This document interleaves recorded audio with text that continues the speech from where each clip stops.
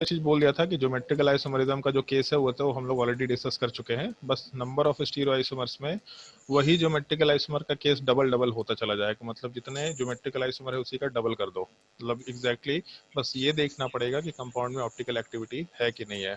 तो जैसे पहले हम लोग वापस से उन सारे केसेस का डिस्कशन कर लेते हैं कि 1 मिनट थोड़ा लाइन पे रहो।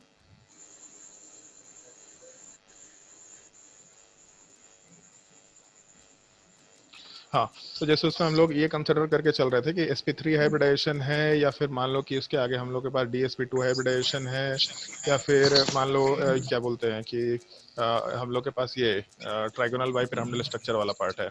तो अगर इस तरह का केसेस है तो हम लोग कंसिडरेशन क्या क्या ले सकते हैं कि पहले तो हम लोग हाइब्रिडाइजेशन चेक किए। हाइब्रिडाइजेशन जैसे ही चेक किए तो दिखा हम लोग के पास sp3 हाइब्रिडाइजेशन है।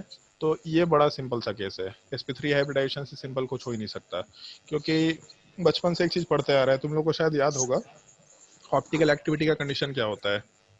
ये कायरल सेंटर, एक कायरल सेंटर है ना, और एक कायरल सेंटर क्यों कंडीशन होता है, उसमें कुछ प्लेन ऑफ सिमेट्री या कुछ निकल तो नहीं आता है। उसमें पीओएस सीओएस कुछ भी नहीं रहता है। तो सिंपली बस ये देखना टेट्राहेड्रल शेप में कायरल सेंटर का डेफिनेशन क्या था अपने पास। तुम लोग का स्क्रीन ठीक दिख रहा है कि स्क्रीन थोड़ा डल दिख रहा है। ठीक है, ठीक दिख रहा है। ठीक है सर। हाँ नहीं, क्योंकि ठीक है हम सर। थोड़ा नाइट मोड ऑन करके चल रहे हैं इसीलिए। हाँ ठीक है। तो जैसे मान लो कि एक हम लोग ये कंसिडरेशन ले कि टेट्राहेड्रल शेप है अपना, और उसमें हम लोग के पास sp3 हाइब्रिडाइजेशन है, तो कायरल सेंटर का कंडीशन ही यही था कि हाइब्रिडाइजेशन sp3 होना चाहिए। तो अगर sp3 हाइब्रिडाइजेशन है और एक कायरल सेंटर बन गया तो इसका मतलब कंपाउंड ऑप्टिकली एक्टिव होगा ही होगा। और क्योंकि अपने पास अच्छा चीज क्या है कि हम लोग के पास sp3 में केवल एक ही सेंट्रल एटम है, तो दो कायरल सेंटर का सवाल हम लोग कंसिडर भी नहीं कर सकते, मतलब दो कायरल सेंटर या उससे ज्यादा कायरल सेंटर पॉसिबल भी नहीं हो सकता है। तो इसका मतलब ये है कि हम लोग हमेशा एक कायरल सेंटर के रिस्पेक्ट में बात करेंगे, और जैसे ही एक कायरल सेंटर हुआ तो कंपाउंड ऑलवेज ऑप्टिकली एक्टिव होगा, और अगर ऑप्टिकली एक्टिव हुआ इसका मतलब हम लोग इसका आर फॉर्म या एस फॉर्म या बेसिकली डी फॉर्म और एल फॉर्म आराम से कंसिडर कर सकते हैं। तो टेट्राहेड्रल में तो सीधा फिक्स है कि दो स्टीरियो आइसोमर निकल के आएगा, ज्योमेट्रिकल तो वैसे भी नहीं हो सकता था। तो ये क्या बड़ा सिंपल सा, इसमें दिक्कत नहीं होना चाहिए मेरे हिसाब से ये चीज मालूम भी होगा।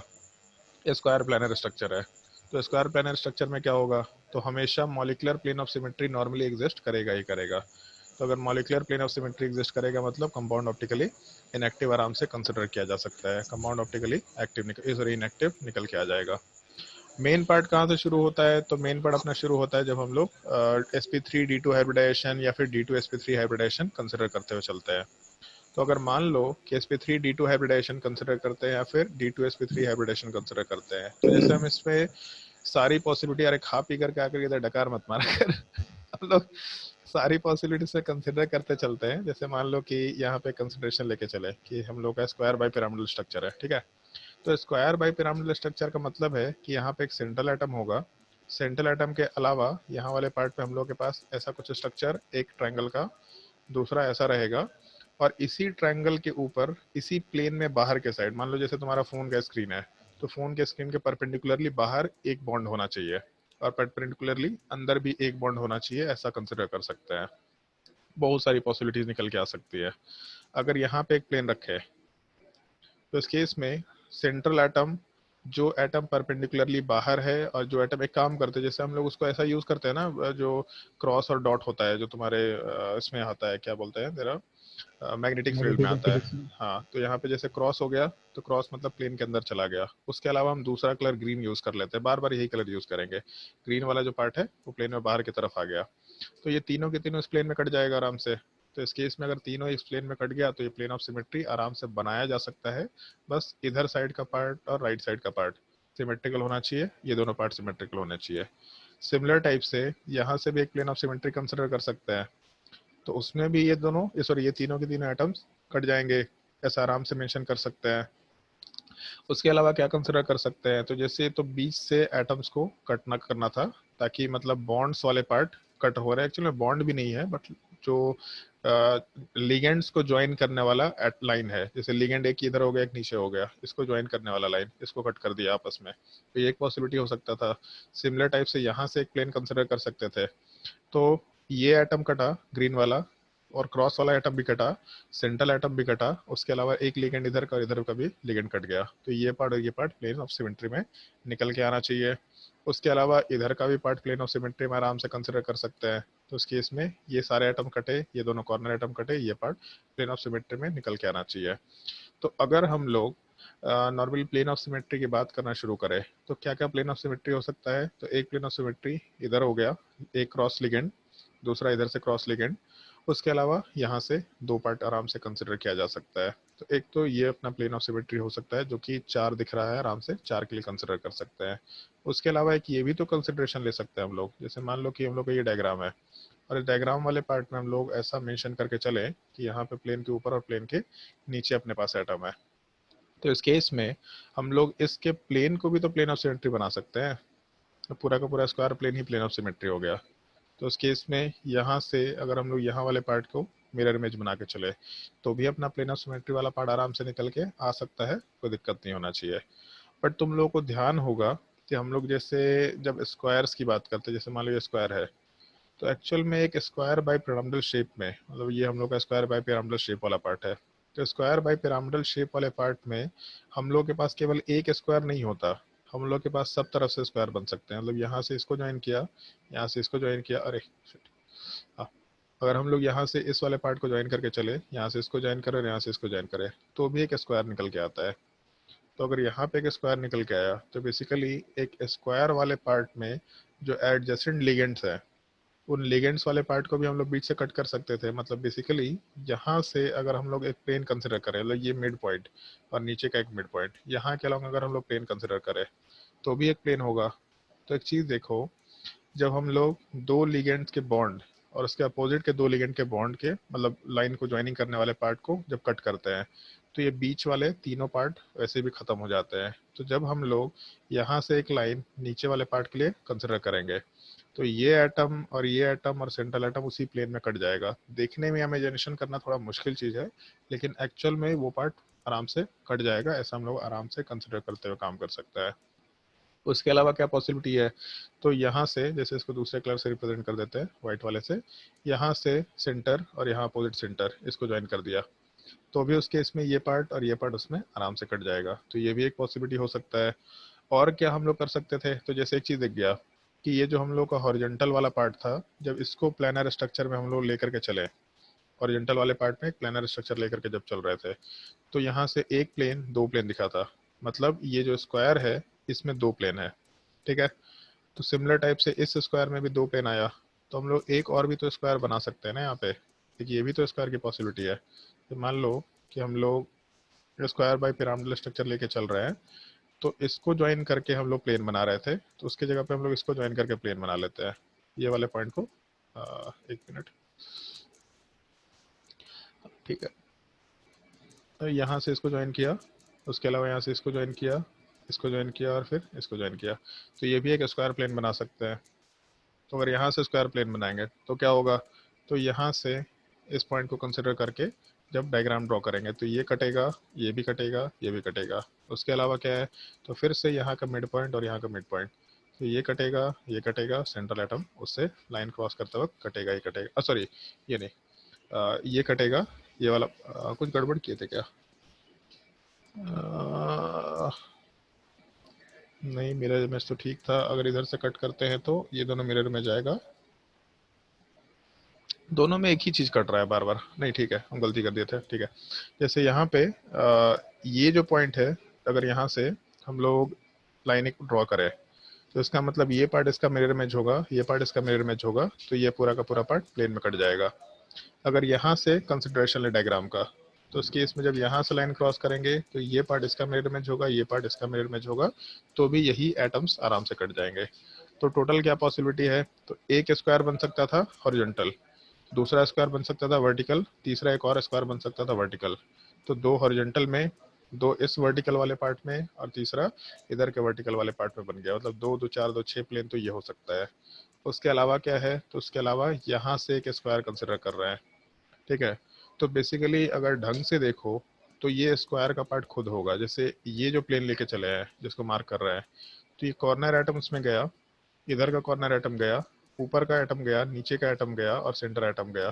तो बेसिकली ये जो हम लोग का डायग्राम है, ये पार्ट, ये प्लेन अगर कंसिडर करके चले, ये पूरा प्लेन, तो ये एटम कट गया प्लेन में, इधर का एटम गया, इधर का एटम गया, इधर का एटम गया, मतलब पूरा का पूरा प्लेन अपना इस पार्ट को और इस पार्ट को सिमेट्रिकली डिवाइड करेगा। ये डायग्राम थोड़ा कॉम्प्लिकेटेड दिखता है, दूसरा वाला सही दिखाई देगा। यहाँ से अगर ये प्लेन कंसिडर कर ले, इसको हम दूसरे कलर से मार्क कर देते हैं, अगर ये प्लेन कंसिडर कर ले ग्रीन वाला, तब उस केस में ये पूरा का पूरा तो प्लेन में कट जाएगा एटम, इधर का पार्ट, राइट साइड वाले पार्ट का मिरर इमेज आराम से निकल के आएगा, ऐसा हम लोग आराम से कंसिडर कर सकते हैं। ठीक है, तो उस केस में क्या पॉसिबिलिटी है, तो एक तो जितने भी स्क्वायर्स थे, हर एक स्क्वायर को दो दो पार्ट में डिवाइड कर दिया, मतलब हर एक स्क्वायर्स के लिए दो दो प्लेन था, टोटल 6 प्लेन ऐसा हो सकता है। उसके अलावा क्या है, तो उसके अलावा जो तीनों स्क्वायर्स है, एक ये स्क्वायर हो गया, एक इधर का स्क्वायर दिख रहा और दूसरा स्क्वायर वाला पार्ट, तो ये टोटल 3 स्क्वायर्स भी प्लेन ऑफ सिमेट्री के जैसा बिहेव कर सकते हैं। बस हर एक केस में ये देखना पड़ेगा कि कंपाउंड ऑप्टिकली एक्टिव है कि इनएक्टिव है, और अगर ऑप्टिकली एक्टिव है तो इसका मतलब क्या है, हमेशा उसका D+L रहेगा ही रहेगा। और अगर D+L रहा, मतलब जितने ज्योमेट्रिकल आइसोमर्स थे उन सबको डबल डबल करते चले जाओ, आराम से अपना आंसर निकल के आना शुरू हो जाएगा। तो पहले जैसे हम अभी तुम लोग के ऊपर जजमेंट थोड़ा छोड़ रहे हैं, थोड़ा इमेजिनेशन वाला पार्ट सोच के देखो, और अगर इमेजिनेशन समझना है तो हाथ में कॉपी रखना, कॉपी से चीजों को रिलेट करके देखने की कोशिश करना, सोच के देखते जाओ कि हम लोग का प्लेन ऑफ सिमेट्री कहाँ होगा। जैसे सेंटर ऑफ सिमेट्री निकालना है तो केवल इसमें सेंटर ऑफ सिमेट्री आएगा, एक और केस में आ सकता है, बट इन जनरल इसमें सेंटर ऑफ सिमेट्री आएगा। ऊपर गए तो ए, नीचे गए तो ए, हर एक डायरेक्शन में है, मतलब इसमें COS भी है POS के अलावा। तो अगर COS है तो ऑप्टिकली इनएक्टिव आराम से कंसिडर कर सकते हैं। तो इस केस में ये जो केसेस तुम लोग को बताए थे, इन केसेस को हम थोड़ा छोटा कर रहे हैं डायग्राम में, इनको जूम कर करके तुम खुद से देख सकते हो, आराम से सोच के देखना कि इसमें कंपाउंड में प्लेन ऑफ सिमेट्री होगा कि नहीं होगा। हर एक केसेस में सोच करके देखो, स्ट्रक्चर नंबर 1, 2, 3, 4, 5 सब में सोच करके देखो प्लेन ऑफ सिमेट्री होगा कि नहीं होगा, और अगर होगा तो कौन कौन से प्लेन ऑफ सिमेट्री कंसिडर करते हुए काम कर सकते हैं। हर एक केस में एक बार सोच के देखो। शुरू के ये 4 स्ट्रक्चर्स, मतलब ऊपर का जो स्ट्रक्चर मार्क कर दे रहे हैं, एक स्ट्रक्चर, उसके अलावा दूसरा स्ट्रक्चर, तीसरा स्ट्रक्चर, चौथा, ये 4 केसेस को एक बार सोच के देखो, फिर हम लोग उसका लिस्ट बनाते चले जाएंगे।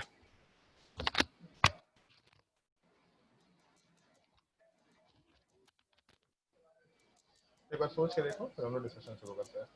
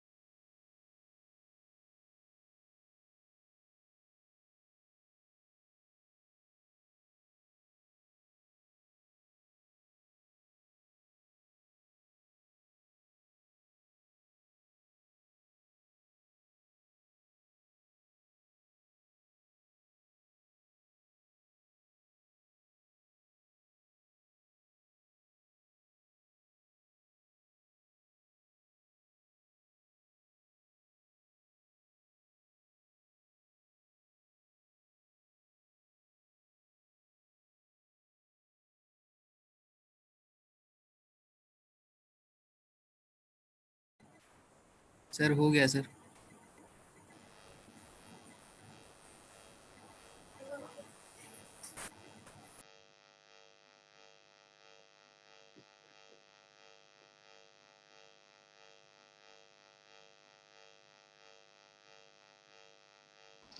हाँ भाई चलो डिस्कशन शुरू कर रहे थे, सबका हो गया? यस और भी कोई अभिषेक भी आया है क्या? अभिषेक तो क्लास में लेट क्यों आता है हमेशा? चलो भाई ध्यान दो, पहले वाले केस में कितना प्लेन ऑफ सिमेट्री मिलेगा बताओ? पहले वाले केस में 5। 5 यस पक्का? सर। Yes sir. अबे नालायक, अभी तो नीचे डिस्कस किया था ना, कितना प्लेन ऑफ सिमेट्री हो सर सकता है टोटल? एक 6 सर तो विशाल को क्लास ज्वाइन सात करना है, सात उसका लिंक से हो नहीं रहा है। लिंक से हो नहीं रहा मतलब? सर उस लिंक से आने चाह रहा है क्लास में, लेकिन बोल रहा है उसका एक्सेप्ट नहीं हो रहा है। एक्सेप्ट नहीं हो रहा है, उसको बोलो पासवर्ड डाले। हाँ 1 मिनट सर बोल रहा हूँ। पासवर्ड उसमें लिंक के जस्ट साइड में एक पासवर्ड दे रखा होगा, ठीक है, उसको बोलो वहां से पासवर्ड से भी आ सकता है, कोई दिक्कत नहीं है। ठीक है सर। हाँ आदित्य बोलो क्या बोल रहा था? 5। 5 नहीं भाई, 5 कैसे होगा? जैसे एक चीज देखो यहाँ पे, अभी जस्ट नीचे डिस्कस किया था कि टोटल कितने प्लेन ऑफ सिमेट्री हो सकते हैं, टोटल क्या पॉसिबिलिटी है, तो 3 तो स्क्वायर दिख रहा था अपने को, है ना? Yes yes sir. और उसके अलावा क्या पॉसिबिलिटी था, तो हर एक स्क्वायर में दो दो पार्ट था, हर एक स्क्वायर में, तो टोटल 6 हो गया था, मतलब 9 हो सकता है। और इससे ज्यादा सिमेट्रिकल स्ट्रक्चर क्या हो सकता है कि सेंट्रल एटम के अलावा सारा कुछ सिमेट्रिकल हो? इससे ज्यादा भी कुछ सिमेट्रिकल हो सकता है क्या? नहीं। तो हर एक एंगल से देखेंगे तो सारा का सारा प्लेन ऑफ सिमेट्री रहेगा ही रहेगा, इसका मतलब 9 प्लेन ऑफ सिमेट्री, जो भी केसेस लेके चले थे वो सारे के सारे प्लेन ऑफ सिमेट्री बनेंगे ही बनेंगे वहाँ पे, ठीक है। तो इस केस में जैसे प्लेन ऑफ सिमेट्री अगर है, इसका मतलब क्या है कि हम लोग का आपका बॉन्ड ऑप्टिकली इनएक्टिव होगा, अगर ऑप्टिकली इनएक्टिव है तो एक ही आइसोमर, ज्योमेट्रिकल भी नहीं था तो एक ही आइसोमर हो जाएगा, ठीक है। सेकंड वाले केस की बात करते हैं, तो सेकंड वाले केस में एक चीज है कि ऊपर बी एटम है, नीचे ए एटम है, तो हम लोग ऐसे प्लेन को कंसिडर नहीं कर सकते जो बी को एक साइड और ए को एक साइड कर दे, मतलब हम केवल उन 9 प्लेन में से एक प्लेन मेंशन कर रहे हैं, ये पार्ट अगर ये ले लें तो ऊपर बी है नीचे ए, ये पार्ट प्लेन ऑफ सिमेट्री नहीं होगा। लेकिन उसके अलावा कोई भी प्लेन कंसिडर करो, कोई भी प्लेन कंसिडर करने की कोशिश करो, उसको देखेंगे हम लोग अगर, तो जैसे जिस प्लेन में बी कट हो जाए, जो भी प्लेन लेके चले जिससे बी कट हो जाए, तो कैसे बी कट हो सकता है, तो एक यहाँ का प्लेन ले सकते हैं, इसमें बी कट हो जाएगा, एक प्लेन हो गया। उसके अलावा यहाँ से प्लेन लेंगे तो भी कट हो जाएगा। उसके अलावा अगर ये स्क्वायर लेते हैं, यहाँ से ज्वाइन करने वाला स्क्वायर लेते हैं तो भी कट हो जाएगा, तो ऐसे लिखते चले जाते हैं। फिर उसके बाद अगर यहाँ से स्क्वायर लेते हैं तो भी उसमें बी कट हो जाएगा, ये भी एक पॉसिबिलिटी हो सकता है। उसके अलावा क्या करेंगे, तो जैसे ये जो स्क्वायर बना था, मान लो ये ब्लू कलर से स्क्वायर बना करके रखते हैं, इसको हटा देते हैं, ये जो स्क्वायर बना था इसको अगर यहाँ से कट करेंगे तो एक तरफ बी है एक तरफ ए जा रहा है, ये नहीं हो सकता। यहाँ से स्क्वायर लेंगे तो भी एक तरफ बी एक तरफ ए आ रहा है, ये भी नहीं हो सकता। तो जो दूसरा पॉसिबिलिटी था अपना, अगर हम लोग ऐसा कंसिडरेशन लेके चले इस पार्ट के लिए, एक मिनट, अगर यहाँ से प्लेन बना के चले तो इस केस में अगर यहाँ से कट करते हैं तो एक तरफ बी एक तरफ ए है, ये भी नहीं हो सकता, ये भी नहीं हो सकता, तो इसका मतलब टोटल 4 ही प्लेन ऑफ सिमेट्री निकल के आएगा। वैसे प्लेन्स जिसमें बी खुद ही कट जा रहा हो तब प्लेन ऑफ सिमेट्री बन के आ सकता है। कौन कौन से प्लेन ऑफ सिमेट्री थे, तो इस केस में एक ये हॉरिजेंटल स्क्वायर वाले पार्ट को जब कट किए तो उस केस में ऊपर बी नीचे बी, जो सॉरी ऊपर बी नीचे ए एटम कट गया, फिर वापस इसको यहाँ से कट किए तो भी बी और ए नीचे का कट गया, फिर उसके अलावा जिस स्क्वायर में बी वाला पार्ट गया वो भी अपना कंसंट्रेशन निकल के आ गया। टोटल 4 प्लेन ऑफ सिमेट्री था। थर्ड वाले केस की बात करते हैं, तो थर्ड वाले केस में दिखा कि 2 ज्योमेट्रिकल आइसोमर है एटलीस्ट, तो पहले अच्छा ठीक है, इसके ऊपर वाले केस में स्टीरियो आइसोमर बोलेंगे अगर, तो एक स्टीरियो आइसोमर निकल के आएगा, ऐसा मेंशन कर देते हैं। काम करते हैं ग्रीन कलर से स्टीरियो आइसोमर मार्क करते चले जाते हैं ताकि कंफ्यूजन ना हो। साइड में एक स्टीरियो आइसोमर हो जाएगा, दूसरे वाले केस में भी एक स्टीरियो आइसोमर हो जाएगा। उसके बाद जब क्वेश्चन नंबर 2 वाले पार्ट में जाएंगे, सॉरी इसमें इस वाले केस में जाएंगे, तो पहले तो जो दो ज्योमेट्रिकल आइसोमर बना, पहले वाले केस में ऑप्टिकल एक्टिविटी की बात करते हैं, तो अब हम टोटल प्लेन ऑफ सिमेट्री एक बार हम डिस्कस कर लेंगे, लेकिन ऑप्टिकल एक्टिविटी चेक करना। पहले वाले में ऑप्टिकल एक्टिविटी हो सकता है क्या, प्लेन ऑफ सिमेट्री है या नहीं, अगर ऐसा कंसिडर करें तो ऐसा कंसिडर करें अगर कि ये पार्ट प्लेन ऑफ सिमेट्री के लिए हम लोग कंसिडर कर ले अगर, इस केस में क्या होगा, तो इधर ए और दूसरी साइड ए, ये दोनों भी एटम तो प्लेन में कट गया, मतलब प्लेन ऑफ सिमेट्री निकल के आ सकता है, आराम से बोल सकते हैं। उसके अलावा इसी स्क्वायर को अगर हम लोग यहाँ से कट करें तो भी अपना काम हो जाएगा। ए एटम प्लेन में कट जाएगा, बी के सामने बी, ए के सामने ए, ये दो ही प्लेन ऑफ सिमेट्री होगा। इसके अलावा और कोई भी प्लेन ऑफ सिमेट्री निकल के नहीं आ सकता है। अरे, तो अगर मान लो कि हम लोग उन कंसिडरेशन को लेके चले कि हम लोग का दो प्लेन ऑफ सिमेट्री निकल के आ रहा है, तो इस केस में जैसे एक चीज़ दिख रहा है हम लोगों को कि दो प्लेन ऑफ सिमेट्री तो है, कंपाउंड ऑप्टिकली इनएक्टिव है, तो सिस स्ट्रक्चर ऑप्टिकली इनएक्टिव हो गया। इस ट्रांस की बात करते हैं, तो ट्रांस वाले पार्ट में ये जो स्क्वायर है ये अपना प्लेन ऑफ सिमेट्री होगा, मतलब कंपाउंड ऑप्टिकली इनएक्टिव तो है। अगर ऑप्टिकली इनएक्टिव है मतलब इसमें भी एक ही स्ट्रक्चर है, इसमें भी एक ही स्ट्रक्चर है, टोटल मिला के दो ही स्ट्रक्चर होंगे, दोनों के दोनों ज्योमेट्रिकल आइसोमर होंगे, ऐसा हम लोग आराम से कंसिडर कर सकते हैं। मान लो इसमें और प्लेन ऑफ सिमेट्री निकालने की कोशिश करते हैं, तो यहाँ से प्लेन ले सकते थे, प्लेन ऑफ सिमेट्री निकल के आ जाता, इधर से प्लेन ऑफ सिमेट्री ले सकते थे, प्लेन ऑफ सिमेट्री निकल के आ जाता। उसके अलावा ये एटम्स कंसिडर करते तो भी प्लेन ऑफ सिमेट्री निकल के आ जाता, इसको अगर प्लेन में कट कर देते तो भी प्लेन ऑफ सिमेट्री आता, मतलब तीनों स्क्वायर्स अपने प्लेन ऑफ सिमेट्री थे, और हर एक स्क्वायर वाले पार्ट का जो कटिंग वाला पार्ट है वो भी अपना प्लेन ऑफ सिमेट्री के जैसा एग्जिस्ट कर रहा है, ऐसा हम लोग आराम से कंसिडर करते हुए काम कर सकते थे। तो ये तो अच्छा है कि इस केस में हम लोग के पास प्लेन ऑफ सिमेट्री वाले पार्ट में आराम से, इसमें भी प्लेन ऑफ सिमेट्री, दूसरे में भी प्लेन ऑफ सिमेट्री, दोनों ऑप्टिकली इनएक्टिव है, मतलब दोनों में एक स्ट्रक्चर होगा, दो ज्योमेट्रिकल आइसोमर मतलब दो स्टीरियो आइसोमर हो गए। नेक्स्ट वाले केस की बात करते हैं। नेक्स्ट वाले केस में हम केवल ऑप्टिकल एक्टिविटी ऑप्टिकल इनएक्टिविटी बोल रहे हैं। दो हम लोग के पास ज्योमेट्रिकल आइसोमर है और इन दोनों में पहला केस अगर लेके चले तो पहले वाले केस में क्या पॉसिबिलिटी है, अच्छा इसमें कुछ चेंज किए थे क्या, बी के रिस्पेक्ट में ए, बी के रिस्पेक्ट में सी, चलो यहाँ पे शायद डायग्राम में कुछ चेंज किए थे, बी के रिस्पेक्ट में सी है, बी के रिस्पेक्ट में ए, तो जो सी वाला पार्ट इधर डालेंगे, बाकी ए को हम लोग आराम से बाकी पोजीशंस पे डाल सकते हैं। तो इस केस में बी एटम और सी एटम यूनिक है, तो ऐसा प्लेन ले लो जिसमें वो दोनों प्लेन ही खत्म हो जाए, मतलब अपने पास तीन स्क्वायर्स था और हर एक स्क्वायर का कटिंग था। तो अगर हम लोग ऐसा कंसिडर करके चले कि बी एटम और सी एटम प्लेन में ही कट हो जाए, तो ए वाला पार्ट सिमेट्रिकल निकल के आएगा, मतलब ऑप्टिकली इनएक्टिव है। बी और सी अगर हम लोग यहीं पे प्लेन में कट कर दें यहाँ से, तो इधर ए, इधर ए, इधर ए, इधर ए का मिरर में ए का मिरर में जे, ये भी ऑप्टिकली इनएक्टिव है।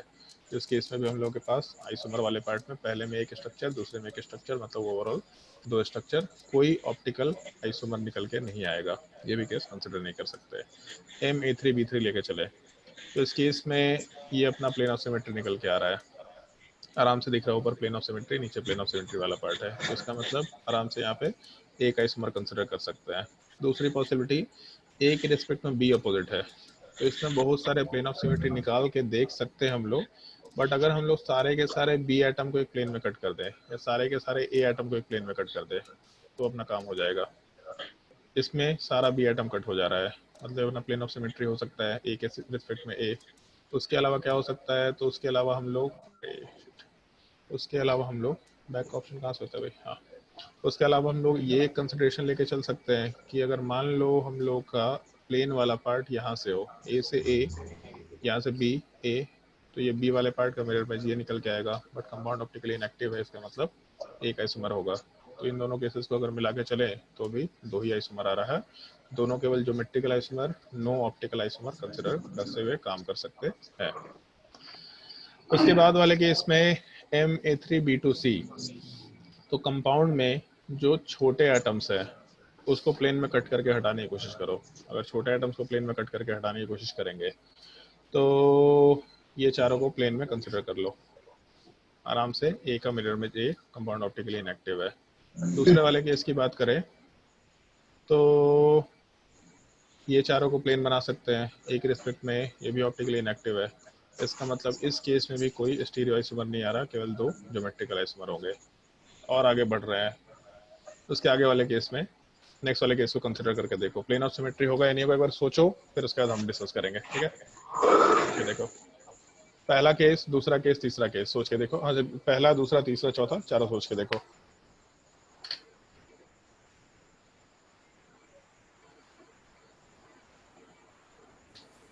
सर हाँ बोलो।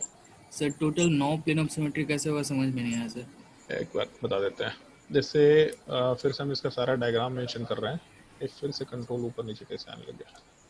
मान लो हम लोग ऐसा कंसिडर करके चले कि हम लोग का स्क्वायर बाय पिरामिडल स्ट्रक्चर, ठीक है। यस तो sir. Square by pyramidal structure में अलग अलग स्क्वायर बन सकते हैं, क्योंकि ऑक्टाहेड्रल शेप याद होगा, क्लास में ये बताया था कि सारे पार्ट एग्जैक्टली सिमेट्रिकल है। ये नहीं कि इधर का हॉरिजॉन्टल बॉन्ड अलग है और वर्टिकल बॉन्ड अलग है।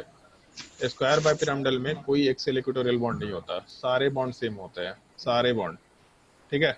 जैसे उसको यहाँ से देख सकते हैं, मान लो कि एक स्क्वायर है, स्क्वायर वाले पार्ट, मान लो कि एक स्क्वायर वाला पार्ट कंसिडर कर। तो इस केस में जैसे स्क्वायर बाय पिरामिडल का मतलब हो गया कि यहाँ सेंटर वाले पार्ट से इसको ज्वाइन किए ऐसा। तो उस केस में ये जो पार्ट है पिरामिड के जैसा दिख रहा, और एग्जैक्टली ये जो पॉइंट है ये जमीन से उतने ही हाइट पे है जितना कि यहाँ के सेंटर वाले पार्ट से इसके कॉर्नर का, मतलब इस स्क्वायर के सेंटर से इस कॉर्नर का जितना डिस्टेंस है उतना ही डिस्टेंस एग्जैक्टली इस पिरामिड वाले पार्ट का हाइट है, ऐसा कंसिडर करके चल सकते हैं। इस सेंटर से जितना इधर डिस्टेंस है उतना ही यहाँ वाले पार्ट में अपने पास हाइट भी है। तो अगर ये हाइट यहाँ पे ऐसा है तो हाइट नीचे भी वैसा ही होगा। तो अगर मान लो कि हम लोग पहले एक हॉरिजॉन्टल में स्क्वायर बना रखे थे, जैसे इसमें हम 2 पॉइंट्स मेंशन कर रहे हैं, एक तो अपना रेड पॉइंट है दोनों साइड जो फ्रंट के डायरेक्शन में है, और दूसरा अपना ग्रीन पॉइंट है जो बैकवर्ड डायरेक्शन में है। तो यहाँ पे एक स्क्वायर का फॉर्मेशन हो जाएगा जो कि यहाँ पे दिख रहा है हम लोग को, ठीक है। ये अपना रेड पॉइंट, ग्रीन पॉइंट ले लेते हैं और उसके अलावा 2 हम लोग रेड पॉइंट लेके चल लेते हैं, तो एक स्क्वायर का फॉर्मेशन हो जाएगा। उसके बाद इस स्क्वायर के प्लेन के वर्टिकली ऊपर और वर्टिकली नीचे एक एक बॉन्ड है। तो जब हम लोग यहाँ से इसको ज्वाइन करेंगे, इसको ज्वाइन करेंगे, इसको ज्वाइन करेंगे और इसको ज्वाइन करेंगे, तो भी एक स्क्वायर का फॉर्मेशन होगा। ऐसा हम लोग आराम से कंसिडर करते हुए काम कर सकते हैं। मतलब बेसिकली इस टॉप मोस्ट पॉइंट से, दूसरा कलर यूज कर लेते हैं, यहाँ पे कुछ और कलर है क्या, चलो येलो कलर यूज कर लेते हैं। इस टॉप मोस्ट पॉइंट से, मतलब ये पॉइंट से अगर हम लोग इसको ज्वाइन करें, उसके अलावा इसको ज्वाइन करें, फिर उसके बाद इसके बैकग्राउंड में जो नीचे का बॉन्ड है, मान लो इसको क्रॉस से रिप्रेजेंट किया, उस क्रॉस से ज्वाइन करें, तो यहाँ एक स्क्वायर का फॉर्मेशन आराम से हो सकता है। उसके अलावा यहाँ से ग्रीन वाले पार्ट को ज्वाइन करें, दूसरे साइड वाले एटम को ज्वाइन करें और इसके क्रॉस वाले पॉइंट से फिर से ज्वाइन करें, तो यहाँ भी एक स्क्वायर का फॉर्मेशन हो सकता है। तो स्क्वायर का फॉर्मेशन मल्टीपल डायरेक्शन से पॉसिबल है। इसको लेफ्ट साइड वाले पार्ट में फिर से दिखा रहे हैं हम। एक तो ये स्क्वायर दिख रहा जो कि अलग एंगल पे है। उसके अलावा टॉप मोस्ट पॉइंट इधर गया, यहाँ से नीचे वाले पॉइंट को ज्वाइन कराओ, यहाँ से इसको ज्वाइन कराओ और यहाँ से इसको ज्वाइन कराओ, तो भी एक स्क्वायर का फॉर्मेशन होगा। बस देखने का एंगल अलग है बट है स्क्वायर यहाँ पे। उसके अलावा यहाँ से इस पॉइंट को ज्वाइन कराओ, यहाँ से दूसरे पॉइंट को ज्वाइन कराओ, यहाँ से बॉटम मोस्ट पॉइंट को ज्वाइन कराओ और यहाँ से भी इस पॉइंट को ज्वाइन कराओ, तो भी एक स्क्वायर का फॉर्मेशन होगा। मतलब टोटल 3 स्क्वायर पॉसिबल है। और अगर ये चीज़ ज़्यादा प्रॉपरली इमेजिन करना है तो अपना कॉपी हाथ में लो, ठीक है, या ज़्यादा बेटर होगा एक स्क्वायर टाइप का पेज फाड़ो, ठीक है, उस पेज के बिल्कुल बीच में एक पेन रखो। ऐसा रखना है कि हाँ भाई पेन का जो साइज है उसका मिड पार्ट इस स्क्वायर के मतलब सेंटर से स्क्वायर के डिस्टेंस के बराबर है, तो वहां से इमेजिनेशन करना आसान हो जाएगा। फिर कॉपी हाथ पे रखो ना भाई, जैसे मान लो कॉपी है तो कॉपी अपना स्क्वायर है, कॉपी के ऊपर एक पॉइंट कंसिडर करो, नीचे एक पॉइंट कंसिडर करो, फिर सारे के सारे कॉर्नर्स को ज्वाइन करा के देखो। जो अपोजिट कॉर्नर्स है, जैसे टॉप मोस्ट पॉइंट को, जैसे कॉपी के ऊपर के पॉइंट को एक कॉर्नर से ज्वाइन किया तो उसके अपोजिट कॉर्नर से ज्वाइन करो, फिर उसके नीचे से भी उसको ज्वाइन करो, तो समझ में आया कि हम लोग का स्क्वायर किस तरीके से बन के आ रहा है। जैसे स्क्वायर वाला पार्ट इस तरीके से ज्यादा क्लियरली हम लोग दिखा पा रहे थे, यहाँ पे एक स्क्वायर का फॉर्मेशन हो पा रहा है, ठीक है। तो ये तीनों स्क्वायर, ये जो हॉरिजॉन्टल स्क्वायर है ये ऊपर और नीचे वाले पार्ट को सिमेट्रिकली डिवाइड कर रहा है। तो इस केस में अगर हम लोग ये स्क्वायर लेकर के चलेंगे, मान लो ये स्क्वायर लेके चलते हैं, तो इस केस में इस ग्रीन वाले पार्ट को इस रेड वाले पार्ट को सिमेट्रिकली डिवाइड करेगा। इस पार्ट को अगर हम लोग स्क्वायर लेके चलते हैं तो इस केस में इधर का पॉइंट और इधर का पॉइंट सिमेट्रिकली डिवाइड होगा। तो एक तो ये स्क्वायर का खुद का प्लेन हो गया हॉरिजॉन्टल स्क्वायर, उसके अलावा 2 वर्टिकल स्क्वायर से, मतलब टोटल 3 स्क्वायर्स का प्लेन था, तो 3 तो स्क्वायर का प्लेन हो गया। अब इसके बाद इस स्क्वायर को हम लोग हॉरिजॉन्टल स्क्वायर को 2 पार्ट में डिवाइड कर सकते थे, तो जो बाकी बचे पार्ट हैं उसको भी तो हम लोग 2 पार्ट में डिवाइड कर सकते हैं। एक यहाँ का डायरेक्ट डायग्राम दिख रहा है, इसको भी तो 2 पार्ट में डिवाइड कर सकते थे हम लोग। तो हाँ। एक स्क्वायर को 2 पार्ट में डिवाइड किए तो दूसरे स्क्वायर को भी 2 पार्ट में डिवाइड किए, तो उसी टाइप से तीसरे स्क्वायर को भी 2 पार्ट में आराम से डिवाइड कर सकते हैं। और जब यहाँ के सेंटर को यहाँ के सेंटर से ज्वाइन कराएंगे तो ये जो लाइन होगा या फिर ये जो प्लेन होगा इसमें ये दोनों के दोनों एटम्स प्लेन में ही कट जाएंगे और इस पार्ट का मिरर इमेज नीचे आएगा, ये डॉट का मिरर इमेज नीचे का डॉट वाला पार्ट आराम से निकल के आएगा। तो टोटल 6 प्लेन ऑफ सिमेट्री। जैसे एक्चुअल में थोड़ा इमेजिनेशन में दिक्कत होता है, ये तुम्हारी प्रॉब्लम नहीं है, लोगों को इमेजिनेशन में दिक्कत होता है। हम लोग बोल देते थे, इसलिए हम तुम लोग को बोले भी थे, हम समझा देंगे, फिर उसका लिस्ट बना करके, अब खुद से भी लिस्ट बना लो, कोई दिक्कत नहीं, लिस्ट को रट लो सीधा कि ऐसा स्ट्रक्चर होगा तो ये बनेगा, ठीक है। तो लिस्ट के हिसाब से ही काम कर लो, ज्यादा बेटर होगा। जैसे एक चीज ध्यान रखना, एक काम कर सकते हैं सीधा, तुमको मालूम है कि हम लोगों के यहाँ तक के पार्ट में, जैसे अभी तक दिखा कि यहाँ तक के पार्ट में कोई ऑप्टिकल आइसोमर नहीं आएगा, ठीक है। और आगे का केसेस देख रहे हैं कि यहाँ तक के पार्ट में कोई ऑप्टिकल आइसोमर आता है कि नहीं आता है। तो जैसे मान लो आगे के केसेस में जहां से ऑप्टिकल आइसोमर आएगा, सीधा हम उस केस को याद कर लेंगे कि हाँ भाई यहाँ से ऑप्टिकल आइसोमर आ रहा था, तो ये 5-6 केसेस हमको ध्यान रखने हैं। अगर आया तो ठीक है, नहीं आया तो तुमको भी एक चीज दिख रहा है ना कि जैसे हम लोग A3BCD में गए तो टोटल 4 स्ट्रक्चर हुआ। इसके अगर आगे जाएंगे तो और भी ज्यादा स्ट्रक्चर बनेंगे, मतलब 9 स्ट्रक्चर्स बनेंगे। अगर केसेस रटे हुए हैं, ठीक है, अगर नहीं रटे हुए तो सवाल को छोड़ करके आगे बढ़ो। आखिर जे एडवांस वाले भी तुम्हारे इमेजिनेशन को चेक नहीं कर, उनको मालूम है कि कुछ अच्छे लोग होते हैं बट उनका इमेजिनेशन वर्क नहीं करता। मेरा ड्राइंग स्किल अच्छा है थोड़ा, तुम लोग देखा है सॉलिड स्टेट में कि हम इमेजिनेशन वाली चीजों को या फिर ड्राइंग वाले पार्ट को अच्छे से कर पाते हैं, तो हम 3 डायमेंशन में थोड़ा सोच पाते हैं। सब लोग नहीं सोच सकते, एक छोटा सा लिमिटेशन है। ये जेई एडवांस वालों को भी पता है, वो नहीं चाहते किसी का ऐसा स्किल टेस्ट करे वो लोग। लेकिन कुछ केसेस जो एनसीईआरटी में दे रखा है उससे रिलेटेड केसेस है, वैसे केसेस का ध्यान रखें, ये बस चेक करना होता है। तो बस जहां से ऑप्टिकल आइसोमर शुरू होगा उस पार्ट को थोड़ा ध्यान रखना। ज्योमेट्रिकल आइसोमर तो देख सकते हैं ना भाई डिस्टेंस के हिसाब से, उसमें तो दिक्कत नहीं है, उसमें इमेजिनेशन का चीज नहीं है। तो ऑप्टिकल आइसोमर वाले पार्ट को आराम से कंसिडर करते चल लेना, उसको याद रखना कि हाँ भाई इसका इतना स्टीरियो आइसोमर में ज्योमेट्रिकल आइसोमर हो रहा है और इस केस में इतने ऑप्टिकल आइसोमर हो सकते हैं, सीधा याद रखो, कहानी खत्म हो जाएगा। तो जैसे यहाँ पे 4 नंबर वाले, सॉरी इस केस में अगर कंसिडरेशन लेके चले तो यहाँ पे जैसे हम लोग अगर यहाँ पे पहले वाले केस में प्लेन ऑफ सिमेट्री बनाने की कोशिश करेंगे तो इधर ए दिख रहा और डायगोनली अपोजिट ए दिख रहा। तो एक काम कर सकते हैं, थोड़ा सा और ट्रिक बता रहे हैं, ये कर सकते हैं, मेरे दिमाग में आया अभी। जैसे ये देखना कि डायगोनली अपोजिट में सेम एटम है क्या, ये देख लेना। या फिर अगर हम लोग साइड्स के अलोंग बात कर रहे हैं तो साइड्स के अलोंग में हर जगह साइड के अपोजिट में सेम एंगल है क्या। जैसे मान लो ये चीज है, अगर हम लोग इस हॉरिजॉन्टल स्क्वायर की बात करें तो यहाँ से इसको कट करते हैं अगर, तो ए के अपोजिट में डी है, एक अपोजिट में सी है, ये अपने काम का नहीं हो सकता। अगर यहाँ से प्लेन को कट करें, हॉरिजॉन्टल प्लेन को, तो एक अपोजिट में सी, ये भी नहीं हो सकता, ये पॉसिबिलिटी तो छोड़ दिया। आगे क्या कर सकते हैं, तो और कहाँ से स्क्वायर था, तो एक यहाँ से साइड को मिला के स्क्वायर बना रहे थे हम लोग। तो ए के रिस्पेक्ट में इधर बी है, नीचे भले ही ए के रिस्पेक्ट में ए है, लेकिन ए के रिस्पेक्ट में बी हो गया, मतलब ये भी अपने काम का स्ट्रक्चर नहीं होगा। ऐसा हम लोग आराम से कंसिडर करते हुए काम कर सकते हैं। तो इस केस में जैसे ये वाला पार्ट भी अपना रिजेक्ट हो गया, और क्या हो सकता था, तो यहाँ से बी से ए को ज्वाइन किया, यहाँ ए से ए को ज्वाइन किया, तो भी एक स्क्वायर वाला पार्ट बन रहा था। तो यहाँ से अगर हम लोग मिड पॉइंट लेके चले, इसको येलो कलर से मेंशन कर रहे हैं, ये साइड को और ये साइड को कट करे, तो ए के रिस्पेक्ट में ए है लेकिन बी के रिस्पेक्ट में ये दे रखा, तो ये भी येलो वाला पार्ट भी प्लेन ऑफ सिमेट्री नहीं हो सकता। तो चेक कर लेना कि कौन कौन से केसेस में हम लोगों के डायगोनली अपोजिट में सेम एटम आ रहा है। जैसे एक चीज दिख रहा था, इस पूरे डायग्राम को अगर हम कंसिडर करना शुरू करें तो ऐसा कंसिडरेशन लेके चल सकते हैं कि, अच्छा डायग्राम भी खत्म हो गया, मान लो ये कंसिडरेशन लेके चल सकते हैं कि हम लोग के पास पूरे शुरू से डायग्राम में, अगर हमको डायग्राम अप्रोच करना होता है, हमको क्वेश्चन अप्रोच करना होता है, तो ऐसा कर लेते हैं कि ए के अपोजिट में हमको ए दिख रहा, तो अगर हमको डायगोनली अपोजिट में ए दिख गया तो इसका मतलब हम प्लेन ऑफ सिमेट्री आराम से यहाँ के स्क्वायर को मिला के आराम से बना सकते हैं। यहाँ बी से सी को ज्वाइन किया, डी से ए को ज्वाइन किया, ये पार्ट ए के रिस्पेक्ट में ए आराम से मिरर में जाएगा, मतलब कंपाउंड ऑप्टिकली इनएक्टिव है। दूसरा केस देखा तो फिर देखा ए के डायगोनली अपोजिट ए है, तो अगर हम लोग इस पूरे पार्ट को बीच से कट कर दें, मतलब यहाँ से ये दोनों पार्ट को सिमेट्रिकली बीच से कट कर दें, मतलब यहाँ का एक पार्ट और यहाँ का एक पार्ट है, तो दोनों स्क्वायर के फॉर्म में, लेकिन हम डायग्राम नहीं मेंशन कर रहे हैं, तो इसको यहाँ से कट करें तो चारों एटम खत्म हो जाएंगे, ए के रिस्पेक्ट में ए मिरर में जाएगा, ठीक है। तो उसके बाद थर्ड वाले केस को लेके चले, तो इस केस में भी ए के अपोजिट में ए है, इसका मतलब फिर से हम लोग इसी प्लेन को आराम से कंसिडर करके चल सकते हैं, कंपाउंड ऑप्टिकली इनएक्टिव निकल के आएगा। फोर्थ वाले केस की बात करें तो फोर्थ वाले केस में एक चीज देखो कि ए के अपोजिट में कहीं पे ए नहीं है, मतलब कोई भी स्ट्रक्चर देख लो, कोई भी सेम एटम डायगोनली अपोजिट है क्या, तो बी के अपोजिट में ए है, डी के अपोजिट में ए है, सी के अपोजिट में ए है, मतलब कहीं भी डायगोनली अपोजिट अपने पास एटम्स नहीं है। मतलब कहीं से भी जो तीन हम लोग स्क्वायर प्लेन्स की बात कर रहे थे, तीन स्क्वायर प्लेन्स, एक तो ये हॉरिजॉन्टल वाला पार्ट हो गया, दूसरा यहाँ से मिला करके एक प्लेन हो गया, तीसरा इन चारों को मिला के एक प्लेन हो गया, ये तो प्लेन ऑफ सिमेट्री नहीं हो सकता।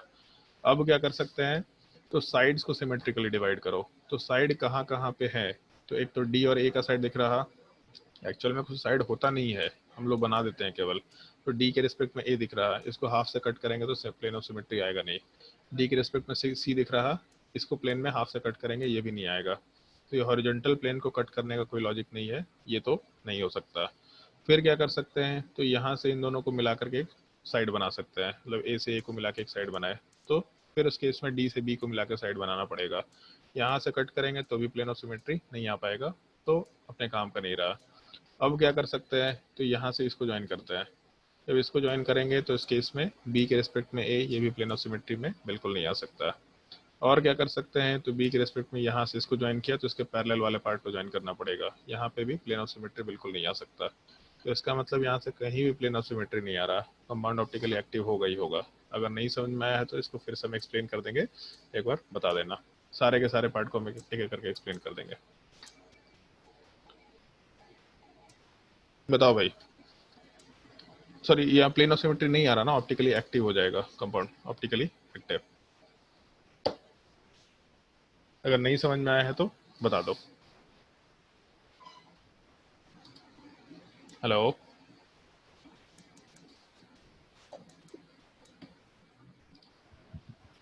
सबको समझ में आ गया? एक और कोई आया है? कौन आया भाई? अच्छा विशाल। अरे विशाल, क्या हाल चाल है? बढ़िया सर। क्या? अरे जोर से बोला, आवाज नहीं आ रहा। बढ़िया सर। तू भी क्लास में गाली देता है, याद है हमको? नहीं सर, गाली हाँ, हमको तो नहीं देता है। तू ही था क्या आज क्लास में? हाँ भाई जल्दी बताओ, इस क्वेश्चन में अगर कोई डाउट हो तो बताओ, इस वाले पार्ट में। अगर डाउट हो तो हम फिर से एक्सप्लेन कर देंगे। बोल भाई जल्दी, कोई बोल ही नहीं रहा। नहीं सर, नहीं डाउट। चलो ठीक है। तो अगर डाउट नहीं है तो जैसे इसमें एक चीज आप कंसिडर कर सकते हैं कि इस पार्टिकुलर डायग्राम में तो दिखा हम लोगों को कि यहाँ पे कंपाउंड ऑप्टिकली एक्टिव नेचर का है। तो इतने सारे केसेस में एटलीस्ट, जैसे पहला केस ऑप्टिकली इनएक्टिव, दूसरा ऑप्टिकली इनएक्टिव, तीसरा ऑप्टिकली इनएक्टिव, तो पहले वाले केस में एक आइसोमर, दूसरे में एक आइसोमर, तीसरे में एक आइसोमर, और चौथा ऑप्टिकली एक्टिव है। अगर ऑप्टिकली एक्टिव है तो इसका मिरर इमेज बनेगा ही बनेगा, मतलब इसका D+L बनेगा ही बनेगा।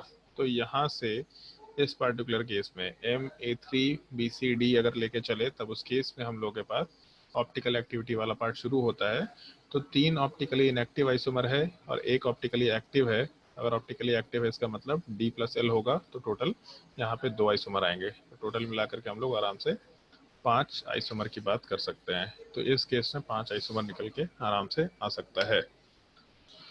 फिर उसके बाद जो हम लोग का दूसरा पॉसिबिलिटी था, इसके बाद हम लोग लेक्चर 2 वाले पार्ट में मूव कर सकते हैं आराम से। इसमें जो भी हम लोग केसेस लेके चल रहे थे, इसमें क्या क्या हो सकता है। तो जैसे सबसे पहला केस ऐसा दे रखे कि हम लोग के पास, एक मिनट, हाँ मान लो ये केसेस लेकर के चल रहे हैं। तो Ma3BEN दे रखा, तो पहला वाला पार्ट में हम लोग प्लेन ऑफ सिमेट्री देखते हैं। तो जैसे अब चीज़ें थोड़ी सिंपल लैंग्वेज में दिख रही होंगी कि मान लो कि हम लोग बी के अपोजिट में ए दिख रहा, तो ये हॉरिजॉन्टल प्लेन ऑफ सिमेट्री नहीं हो सकता। ए के अपोजिट में EN का बॉन्ड है, तो यहाँ पे प्लेन ऑफ सिमेट्री नहीं हो सकता। ए के अपोजिट में डायगोनली EN का बॉन्ड है, तो ये पार्ट प्लेन ऑफ सिमेट्री नहीं बन सकता। तो जब यहाँ पे डायगोनली अपोजिट चीजें सेम नहीं थी, तो ये पार्ट प्लेन ऑफ सिमेट्री नहीं बन पा रहा था। ऊपर का पार्ट नीचे का पार्ट डायगोनली अपोजिट सेम नहीं था, तो ये हॉरिजॉन्टल प्लेन ऑफ सिमेट्री नहीं बन पाया था। तो अगर इस केस को कंसिडर करके चले हम लोग प्लेन ऑफ सिमेट्री वाले पार्ट के लिए, तो इधर दिख रहा था कि तीनों स्क्वायर तो प्लेन ऑफ सिमेट्री नहीं था, वो अपने काम का नहीं है। अगला पॉसिबिलिटी क्या है, साइड्स को कंसिडर करो, डायगोनली मतलब अपोजिट साइड पे पैरेलल साइड्स को कंसिडर करो। जैसे इस साइड को कंसिडर किया तो इस साइड को देखना पड़ेगा। अगर यहाँ से इसको मिड से कट करते हैं तो ए का मिरर इमेज ए, दूसरे साइड में मिड को कट करते हैं तो ए का मिरर इमेज ए। इसका मतलब है कि ये अपना प्लेन ऑफ सिमेट्री दिख रहा है। तो दिख गया कि प्लेन ऑफ सिमेट्री है, इसका मतलब कंपाउंड ऑप्टिकली इनएक्टिव होगा, और अगर कंपाउंड ऑप्टिकली इनएक्टिव होगा तो इसका मतलब यहाँ पे एक ही आइसोमर निकल के आ सकता है। फिर इस पार्ट की बात करते हैं। खुद से सोचो प्लेन ऑफ सिमेट्री होगा कि नहीं होगा। जो तरीका अभी तक बताया है उसके हिसाब से बताओ।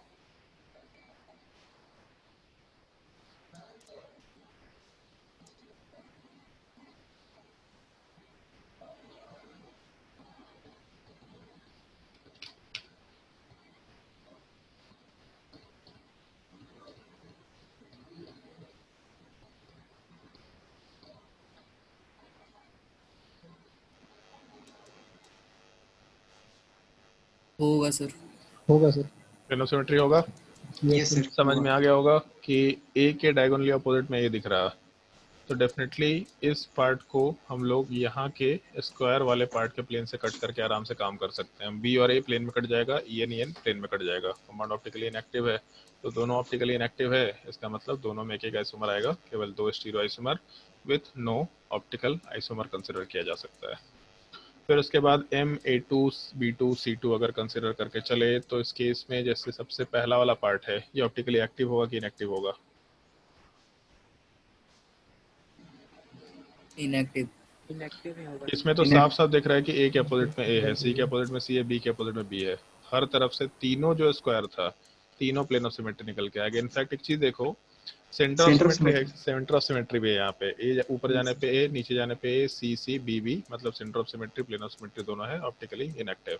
सेकंड वाला केस ऑप्टिकली एक्टिव है इनएक्टिव है? इनएक्टिव। इनएक्टिव। सी के अपोजिट में सी दिख रखा ऑप्टिकली इनएक्टिव है। थर्ड वाला केस इनएक्टिव। बी के अपोजिट में भी ऑप्टिकली इनएक्टिव। तो इन सबको तो एक एक काउंट कर लेंगे क्योंकि लिखते चले जा रहे हैं, ठीक है। 3 स्ट्रक्चर था, एक एक काउंट कर लिया। उसके बाद 6 नंबर तो स्ट्रक्चर वैसे ही रिजेक्ट हो गया था।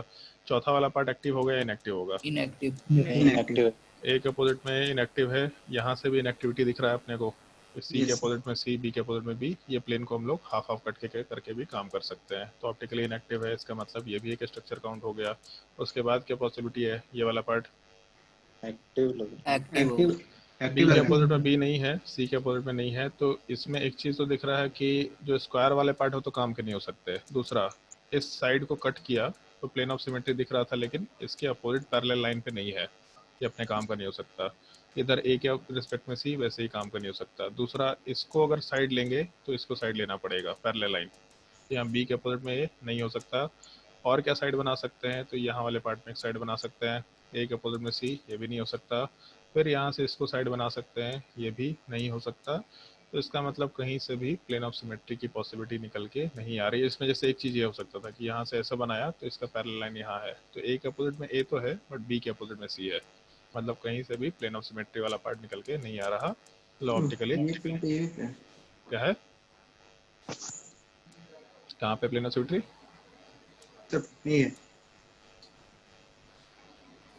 हम मेंशन कर रहे हैं कौन से बॉन्ड की बात कर रहे हैं, ठीक है। एक सेकेंड, एक तो ये बता देना कि जैसे कोई भी स्क्वायर वाला प्लेन हो सकता है क्या plane of symmetry? No sir, नहीं हो सकता। स्क्वायर वाला प्लेन तो नहीं हो सकता क्योंकि डायगोनली अपोजिट में हम लोग के पास सेम एटम्स तो नहीं दिख रहे, ठीक है, वो तो बिल्कुल नहीं हो सकता। बचा अपने पास पॉसिबिलिटी क्या कि हम लोग का साइड वाला पार्ट हो, तो जैसे ये साइड वाला पार्ट है, ये प्लेन ऑफ सिमेट्री हो पाएगा क्या? नहीं हो पाएगा। नहीं होगा, ए के रिस्पेक्ट में बी है, ठीक है। डायग्राम को साफ सुथरा करते जा रहे हैं। इधर वाला साइड हो पाएगा क्या, यहाँ जो जहाँ माउस चल रहा है ये? नो सर, ए और सी बी नहीं हो पाएगा, ठीक है। और क्या ले सकते हैं, तो जो स्क्वायर लिया था तो स्क्वायर में जैसे यहाँ से इसको ज्वाइन करके एक स्क्वायर बनाए थे, है ना, यहाँ का स्क्वायर का हाफ प्लेन ऑफ सिमेट्री हो पाएगा क्या? नहीं हो पाएगा। नहीं हो पाएगा। स्क्वायर का दूसरा हाफ वाला पार्ट प्लेन ऑफ सिमेट्री हो पाएगा क्या? नहीं हो पाएगा। नहीं हो पाएगा, तो इस स्क्वायर को भी हटा देते हैं, ठीक है। फिर उसके बाद अपने पास ये स्क्वायर बच गया, इसको यहाँ से ऐसा ज्वाइन किया, नहीं होगा। हो पाएगा क्या? नहीं। इसका मिड पॉइंट ऐसा है तो बी के रिस्पेक्ट में से ये भी नहीं हो पाएगा, तो इसका मतलब कंपाउंड ऑप्टिकली एक्टिव है। तो अगर ऑप्टिकली एक्टिव इसका मतलब 2, तो टोटल मिलाकर कितना हो जाएगा? 6 आइसोमर आराम से कंसिडर कर सकते हैं। तो एक ये केस को मार्क करके रखना, जब MA2 B2 C2 हुआ तो उस केस में एक ऑप्टिकली एक्टिव आइसोमर निकल के आ सकता है। फिर उसके बाद मान लो अगर हम लोग अगले केस पे जाए MA2 B2 CD, इसमें प्लेन ऑफ सिमेट्री निकलेगा कि नहीं निकलेगा पहला वाला पार्ट? मतलब ऑप्टिकली एक्टिव होगा कि इनएक्टिव होगा? इनएक्टिव। ये दिख रहा है सीधा? Yes sir. निकल जाएगा। दूसरा वाला ऑप्टिकली एक्टिव होगा कि इनएक्टिव होगा? एक्टिव लग रहा है। एक्टिव ही होगा। एक्टिव होगा सर। एक्टिव लग एक्टिव रहा होगा क्योंकि जैसे यहाँ को कट करेंगे तो बी की रिस्पेक्ट में डी आ रहा, ठीक है। यहाँ से कट करेंगे तो वैसे भी नहीं हो सकता, सी और ए के बीच में कट करेंगे तो वैसे भी नहीं हो सकता, फिर सी और डी को कट करेंगे तो वैसे भी नहीं हो सकता, ए और सी नहीं हो सकता। इसका मतलब कहीं से प्लेन ऑफ सिमेट्री निकल के नहीं आ रहा, ऑप्टिकली एक्टिव। तो पहले स्ट्रक्चर में है, दूसरे स्ट्रक्चर में 2 हो गया। ये part plane of symmetry. Third number inactive. Optically inactive है, 2 पॉसिबिलिटी है, आराम से दिख रहा है। तो इस केस में फिर से एक स्ट्रक्चर हो गया। उसके अलावा फोर्थ वाले पार्ट की बात करें, एक्टिव है इनएक्टिव? है। एक्टिव लग रहा है। एक्टिव ही होगा। देख के तो ऑप्टिकली एक्टिव लग रहा है, क्योंकि अगर यहाँ से कट करे तो नीचे वाला पार्ट सिमेट्रिकल नहीं है, यहाँ से कट करे तो इधर सिमेट्रिकल नहीं है, इधर से कट करेंगे तो सिमेट्रिकल नहीं है, यहाँ से बी और ए को कट करेंगे तो सिमेट्रिकल नहीं है, सी और बी एक्टिव है। सिमेट्रिकल नहीं है। इसका मतलब एक्टिव है ऑप्टिकली सर। एक्टिव नेचर का आएगा। तो अगर ऑप्टिकली एक्टिव है तो इसका मतलब फिर से 2 आइसोमर लेके चल सकते हैं। फिफ्थ नंबर वाले पार्ट में क्या होगा? इनएक्टिव होगा। इनएक्टिव है सर। Trick inactive. ट्रिक निकल के आ चुका है। जैसे यार देखो, हम जो तुम्हें वो क्लास में ट्रिक बताते हैं, एक्चुअल में कोई ट्रिक क्या ही है, हम खुद सीखे हैं। जैसे भी हम तुम लोग को एक्सप्लेन कर रहे थे, वो डिटेल में एक्सप्लेन कर रहे, तो हमें को दिखा अच्छा ऐसा दिख रहा है तो बार बार हो जा रहा है। ये ट्रिक दिख गया है कि हमें डायगोनली अपोजिट है तो इनएक्टिव होगा ही होगा, सीधा दिख गया है डायगोनली अपोजिट ऑप्टिकली इनएक्टिव होगा, तो ये तो ऑप्टिकली इनएक्टिव है। उसके बाद वाला केस इनएक्टिव।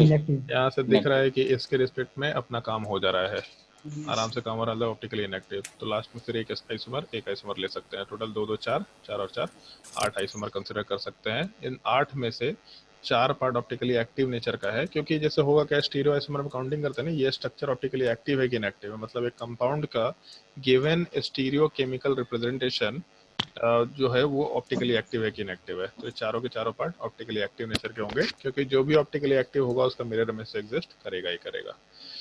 थर्ड नंबर वाला पार्ट लगिए इस केस की बात करते हैं। तो पहला वाला पार्ट एक्टिव है इनएक्टिव?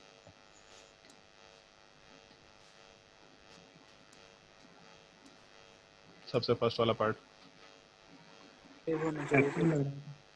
एक्टिव लग रहा है सर। स्क्वायर कहीं से भी प्लेन ऑफ सिमेट्री बनेगा क्या? Square no sir. स्क्वायर तो नहीं बन सकेगा, क्योंकि उसके लिए डायगोनली अपोजिट पॉइंट सेम होना चाहिए। उसके अलावा क्या है, तो ये साइड लेके चले तो हो नहीं सकता, ये साइड लेके चले तो हो नहीं सकता, यहाँ का साइड लेके चले नहीं हो सकता, ये पार्ट लेके चलेंगे तो भी नहीं हो सकता। ये कंसिडर करें तो बी और बी कट रहा है, लेकिन इधर साइड कट नहीं पाएगा। मतलब अगर यहाँ से इसको प्लेन बनाए तो इस केस में ये तो हाफ से कट जाएगा ठीक ठीक, बट इधर नहीं कट पाएगा, तो ये भी नहीं हो सकता। इसका मतलब प्लेन ऑफ सिमेट्री कहीं से भी नहीं दिख रहा, कंपाउंड ऑप्टिकली एक्टिव नेचर का है। दूसरा वाला पार्ट एक्टिव है इनएक्टिव है? एक्टिव। दिख रहा है यहाँ पे बी और बी, इसका मतलब इनएक्टिव है। तो पहले वाले में 2 आइसोमर, दूसरे वाले में 1 आइसोमर। तीसरा वाला पार्ट एक्टिव है इनएक्टिव है? वो तो काउंट नहीं है। अच्छा ये काउंट ही नहीं किया, उसको काउंट ही नहीं करके फोर्थ वाला पार्ट काउंट किए हैं। ऑप्टिकली एक्टिव है इनएक्टिव है?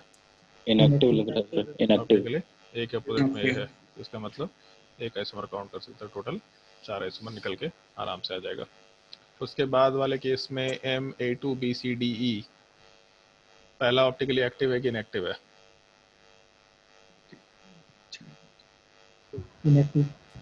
इस केस में एक चीज देख सकते हैं, जैसे एक चीज देख सकते हैं कि ए के रिस्पेक्ट में ए केवल यही एक पॉइंट है जो कॉमनली डिवाइड हो सकता है, बाकी कोई भी पार्ट सेम ही नहीं है। अगर कोई भी पार्ट सेम ही नहीं है, मतलब कहीं से सिमेट्रिकल पार्ट नहीं आएगा, एक केस को छोड़ के ये डायगोनली नंबर। ए अपोजिट नहीं, थर्ड नंबर नहीं, ये भी हो सकता है सेकंड नंबर, ए और ए डायगोनली अपोजिट हो जाए। सेकंड अगर है ये सर। हाँ, अगर ये केस होगा तभी पॉसिबिलिटी, अदरवाइज कहीं से भी सिमेट्रिसिटी निकल के नहीं आएगा। तो पहला ऑप्टिकली एक्टिव होगा, मतलब 2 आइसोमर। दूसरा ऑप्टिकली इनएक्टिव दिख रहा है आराम से, मतलब 1 आइसोमर। तीसरा ऑप्टिकली एक्टिव वाला पार्ट, इसका मतलब सॉरी ऑप्टिकली इनएक्टिव, मतलब 1 आइसोमर। चौथा वाला पार्ट ऑप्टिकली इनएक्टिव। इनएक्टिव चौथा भी। इसका मतलब 1 आइसोमर। उसके बाद पांचवा वाला पार्ट बाकी सारा एक्टिव होगा। एक्टिव बाकी होगा सर ही होगा, तो यहाँ 2 आइसोमर। उसके बाद यहाँ वाले पार्ट में एक्टिव होगा ही होगा। उसके बाद ऑप्टिकली एक्टिव होगा ही होगा, ऑप्टिकली एक्टिव होगा ही होगा, मतलब 2 आइसोमर 2 आइसोमर 2 आइसोमर। और इसमें अच्छा एक और आइसोमर था, ये वाला पार्ट ऑप्टिकली एक्टिव होगा इनएक्टिव होगा? एक्टिव होगा। Optically active. एक्टिव, इसका मतलब 2 एक्टिव आइसोमर। होगा तो सर। टोटल कितना हो गया, तो आराम से 2 1 3 3 2 5 5 2 7 2 9 9 6 15, टोटल 15 आइसोमर कंसिडर कर सकते हैं। उसके बाद इसको बनाने बोला था तुम लोगों को, इसमें ऑप्टिकल इनएक्टिविटी हो सकता है, मतलब इनएक्टिविटी हो सकता है क्या इस केस में? नहीं हो वैरायटी सकता। कोई भी एटम ही सेम नहीं है, कोई भी एटम सेम नहीं है। तो जितना ज्योमेट्रिकल है इसमें उसका 2 गुना कर लो, इसका मतलब टोटल सारे ऑप्टिकली एक्टिव होंगे ही होंगे। आराम से ऐसा कंसिडर करते हुए काम कर सकते हैं इस केस में।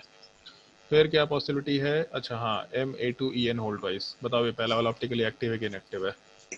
इनएक्टिव। इनएक्टिव। इनएक्टिव है। अगर ऑप्टिकली इनएक्टिव है तो आराम से एक आइसोमर होगा। दूसरे वाले केस में एक्टिव है इनएक्टिव? एक्टिव। एक्टिव लग रहा है सर। वो समझ के जवाब देना, क्योंकि ये डायमेंशन थोड़ा ईएन वाले पार्ट में होता है। प्लेन के ऊपर से बॉन्ड जा रहा है, प्लेन के नीचे से बॉन्ड जा रहा है। केवल एंड पॉइंट को मत देखना कि इसके अपोजिट में ये एंड पॉइंट में सेम सेम दिख रहा है। ये देखना कि बॉन्ड का ओरिएंटेशन कैसा है। जैसे ये जो बॉन्ड है ये प्लेन में हॉरिजॉन्टल है, जबकि ये बॉन्ड वर्टिकली ऊपर से नीचे जा रहा है। तो जैसे मान लो कि अगर हम लोग प्लेन ऑफ सिमेट्री में हॉरिजॉन्टल प्लेन लेते हैं, तो हॉरिजॉन्टल प्लेन हो सकता है क्या? नहीं। हॉरिजॉन्टल प्लेन ऊपर ए है नीचे नहीं है, ये तो बिल्कुल नहीं हो सकता है ना। डायगोनली अपोजिट में ये पार्ट जो है ये भी सेम नहीं है, तो इसका मतलब इसको कट करने वाला जो पार्ट था ये प्लेन ऑफ सिमेट्री नहीं हो सकता। यहाँ डायगोनली अपोजिट में सेम टाइप का चीज दिख रहा है, तो शायद हो सकता था कि अपना जो ये वाला पार्ट है, रुको इसको अच्छे से एक लाइन से डिनोट कर देते हैं। ये पार्ट डायगोनली अपोजिट सेम दिख रहा, मतलब हो सकता है कि ये जो पार्ट है ये आराम से मॉलिक्यूल को 2 इक्वल पार्ट में डिवाइड कर दे। बट एक प्रॉब्लम है, ये पॉइंट तो सेम दिख रहा, लेकिन यहाँ से बॉन्ड नीचे चला गया है प्लेन में, जबकि इसका मिरर इमेज बिल्कुल परपेंडिकुलर ऐसा है। यहाँ से मिरर इमेज परपेंडिकुलर है, ठीक है। एक बॉन्ड तो हॉरिजॉन्टल प्लेन में है, बट दूसरा वर्टिकली डाउनवर्ड प्लेन में चला गया। तो इसका जो मिरर इमेज है, अगर ये मिरर लेके चलते हैं, उसका मिरर में ऐसा कुछ आना चाहिए था, बट वहाँ तो कोई बॉन्ड ही नहीं है। मतलब यहाँ से पॉइंट कट गया, यहाँ से हॉरिजॉन्टली हम लोग के पास ये प्लेन आ रहा है, तो उसका मिरर इमेज भी हॉरिजॉन्टली ऐसा कुछ होना चाहिए। मतलब ये भी अपना प्लेन ऑफ सिमेट्री निकल के नहीं आ सकता है। अब क्या कर सकते हैं, तो बॉन्ड को बीच बीच से डिवाइड कर सकते हैं हम लोग। जब बॉन्ड को बीच बीच से डिवाइड करना शुरू करेंगे तो सिमेट्रिकल डिवीजन चाहिए होगा, ऐसा हम लोग कंसिडर करते हुए काम कर सकते हैं। अच्छा केस है, तो इसलिए हम सारी पॉसिबिलिटी लेके चल रहे हैं। सारी पॉसिबिलिटीज का मतलब जैसे मान लो कि एक ये पॉसिबिलिटी लेके चले, जैसे यहाँ पे ईएन था और यहाँ वाले पार्ट में ईएन था, तो एक पॉसिबिलिटी हम सिमेट्रिकल डिव हमको करना है तो हम ऐसा कर लेते हैं। जैसे इसको तो नहीं ले रहे हम, ये पार्ट जो है इसको नहीं ले रहे, क्योंकि इधर ईएन है इधर नहीं है, इसको छोड़ दिया। इसको लेकर के चले तो दूसरे साइड में नहीं हो सकता, इसको भी छोड़ दिया। सिमेट्रिकल डिवीजन चाहिए, तो जैसे ऐसा करके देख सकते हैं। मान लो ये ए वाला पार्ट है और ये वाला पार्ट, तो यहाँ से जब कट करते हैं तो ए के रिस्पेक्ट में ए होता है, ईएन के रिस्पेक्ट में ईएन है। ये हो सकता है, एक पॉसिबिलिटी लेके चल सकते हैं।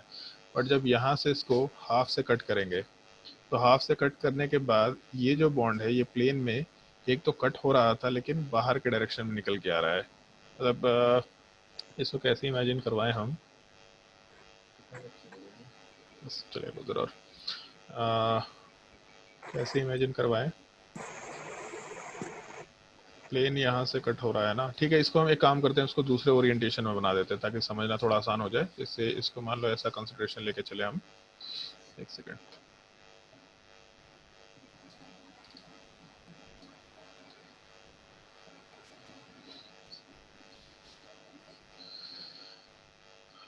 एक तो हम लोग को ए के डायगोनली अपोजिट में ए को नहीं रखना है, ठीक है। तो ए के डायगोनली अपोजिट में अगर ए को नहीं रखना है, ईएन वाले पार्ट को हॉरिजॉन्टल में रखना था और वर्टिकल रखना था, तो कैसा केस लेके चल रहे हैं ताकि कोई दिक्कत ना हो।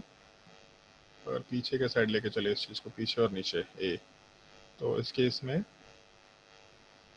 ईएन वाला पार्ट प्लेन कट करने में दिक्कत ही होगा। प्लेन सबसे इजी कौन सा हो जाएगा? ये प्लेन अपने लिए सबसे इजी है। तो अगर ये प्लेन सबसे इजी है तो इसका यहाँ का पार्ट, ठीक है, ऐसा ले लेते हैं, ऐसा कर देते हैं। ए की रिस्पेक्ट में ए को यहाँ डाल दे, जैसे है ना ए वाला पार्ट 90 डिग्री पर, जैसे ए के रिस्पेक्ट में ए वाला जो पार्ट है उसको 90 डिग्री पे रखना है, तो हम लोग 90 डिग्री पे ऐसा रखें, या फिर हॉरिजॉन्टल रखते कोई दिक्कत नहीं है। उसके बाद क्या कर सकते हैं, तो ईएन को रखना है अपने को, तो ईएन को डायगोनली अपोजिट नहीं रख सकते, तो यहाँ से ईएन को इधर अटैच कर देते हैं और नीचे वाले ईएन को यहाँ अटैच कर देते हैं। ये कंसिडर कर सकते थे हम लोग। तो इस केस में जैसे यहाँ से जब हम लोग डायग्राम लेके चलेंगे, इसको कट करेंगे, क्योंकि यहाँ पे भी था ए के रिस्पेक्ट में ए का साइड और ईएन के रिस्पेक्ट में ईएन, इसको बीच से कट कर रहा है। तो ये पार्ट तो ठीक है, सिमेट्रिकल दिख रहा। इधर का पार्ट भी सिमेट्रिकल दिख रहा है, बट एक प्रॉब्लम है, यहाँ से बॉन्ड ऊपर जा रखा जब यहाँ से बॉन्ड नीचे जा रखा। तो ऊपर वाले पार्ट का मिरर इमेज, जैसे हम बीच में एकदम मिरर इमेज रखे हुए हैं, ऐसा बीच में मिरर रख रखे हैं, बीच से बिल्कुल कट कर रहे हैं इसको। तो अगर हम लोग कंपाउंड को बीच से कट कर रहे हैं तो ऊपर का मिरर इमेज तो ऊपर दिखाई देगा, नीचे कभी भी नहीं जा सकता। तो यहाँ का बॉन्ड ऊपर है जबकि दूसरा बॉन्ड नीचे जा रखा, तो ये भी अपना प्लेन ऑफ सिमेट्री नहीं है। तो इस केस में कंपाउंड ऑप्टिकली एक्टिव निकल के आएगा, सेंटर ऑफ सिमेट्री तो वैसे भी नहीं था। तो इस केस में एक पार्ट ध्यान रख सकते हैं, जैसे इसमें जो ट्रांस स्ट्रक्चर था ए के अपोजिट में ए, ये ऑप्टिकली इनएक्टिव था, एक आइसोमर। और जो सिस स्ट्रक्चर है वो ऑप्टिकली एक्टिव है, 2 आइसोमर, मतलब टोटल मिलाकर के हम लोग 3 आइसोमर आराम से काम करते हुए कंसिडर कर सकते हैं। ये एक अच्छा केस है इमेजिनेशन को लेके। तो इस एक केस को याद रख लेना कि हाँ भाई इसमें इमेजिनेशन करना मुश्किल है, ज्योमेट्रिकल आइसोमर बनाना तो आसान है, और जैसे ही ज्योमेट्रिकल आइसोमर बनाए तो इमेजिनेशन वाला पार्ट थोड़ा ध्यान रखते हुए काम कर सकते हैं इसमें। फिर क्या बच गया, en whole thrice. En whole thrice वाले पार्ट में प्लेन ऑफ सिमेट्री होगा या नहीं होगा, बताओ भाई। ये केस एनसीईआरटी में दे रखा होगा, एनसीईआरटी में ये केस जरूर दे रखा होता है, सोच के देखो इसमें प्लेन ऑफ सिमेट्री होगा या नहीं होगा। या सोच के मत देखो, एक काम करो, एटलीस्ट एक ये केस है जिसको सोच के देखो घर जाके, बहुत टाइम हो रखा है, मेरे खाना खाने का टाइम हो गया कि खाना नहीं खाया। एक काम करो, इस चीज़ का केस हम तुम्हारे ऊपर अभी के लिए छोड़ रहे हैं, नेक्स्ट क्लास में एक बार इसको डिस्कस कर लेंगे, और हम एक बार इन सब को मिला करके टैबुलेट करने की कोशिश करते हैं कि इसको याद रखने के सिंपल तरीके से कैसे उसको अरेंज कर सकते हैं। अगर हमको ध्यान नहीं होगा तो जो उत्कर्ष से हम पूछ लेंगे, एक बार आराम से बता देंगे, ठीक है, कि इसमें हम किस तरीके से लिस्ट बना के काम कर सकते हैं। अगर लिस्ट हमको ठीक लगा तो हम लिस्ट तुमको दे देंगे, और लिस्ट के फॉर्मेट में चीज़ों को याद रखना। अदरवाइज ज्योमेट्रिकल आइसोमर निकालना आ गया तो कुछ केसेस को ध्यान रखना कि इसका ये केस, ये केस, ये केस, ये केस जो है ऑप्टिकली एक्टिविटी, ऑप्टिकल एक्टिविटी के लिए ठीक है। इस केस को सोच के देखना, कॉपी के हिसाब से सोच के देख लेना, कॉपी में अगर ये होगा तो क्या होगा, क्योंकि एक चीज़ मालूम है कि दो ही इसमें ज्योमेट्रिकल आइसोमर वाला पार्ट अगर कंसिडर करके चले तो ज्योमेट्रिकल आइसोमर तो पॉसिबल नहीं है, ऑप्टिकल आइसोमर है या नहीं है। अगर ज्योमेट्रिकल पॉसिबल नहीं है तो ये तो ऐसे ही खत्म हो गया, अगर ऑप्टिकल पॉसिबल है तो सीधा 2 आइसोमर होगा। तो इस स्ट्रक्चर को जहाँ पे 3 बाइडेंटेड लिगेंड होंगे, इसको एक बार खुद से सोच के देखना, उसके नीचे वाले स्ट्रक्चर को भी खुद से सोच के देखना। तो ये 2 केसेस तुम्हारे ऊपर छोड़ रहे हैं अभी के लिए, ठीक है। अगर कोई पार्टिकुलर स्ट्रक्चर में कोई डाउट है तो एक बार ऊपर से पूछ सकते हैं।